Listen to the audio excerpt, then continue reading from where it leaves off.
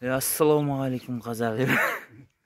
Бүгін міне 2 тамыз, 1 тамыз. Біздер күйік қошқарларымызды айырып жатырық қазір. Мынау Маштексай ауылының Қызылгараж жақтың қошқарлары мына. Бұл жерде 10 шақты үйдің қошқары бар. Қазір Мержан деген нағашыма апарып қосамыз, жылда қосып жүрген жерімізге. Қазір мынаны түсіріп аламын, что ертең кері алар кезде шатысып қалмас үшін. Әйләп міне жүгірді.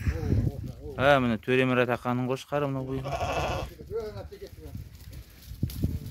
Текеніңіз қайсы? Мына қызыл таққан теке ма? Мына қыздай көріп жүрмесін анда барғанда. Текелер қыздай көріп жүрмесін. Мына менің қошқарым. Мына жерде міне.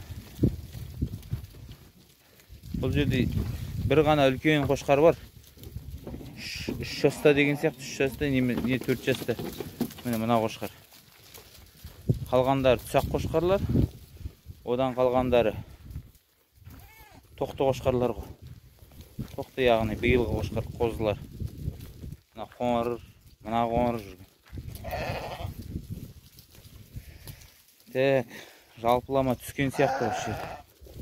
Мынау Ерболдың қошқары да жіп байлаған. Мынау Ерболдың текесі, бұл 3-ші жыл кетіп жатыр осы теке. Әзірге осы, сау болыңыздар. Бұйыртса сол ертең қырдан да бір түсіріп аламыз қошқарларды. Жақсы.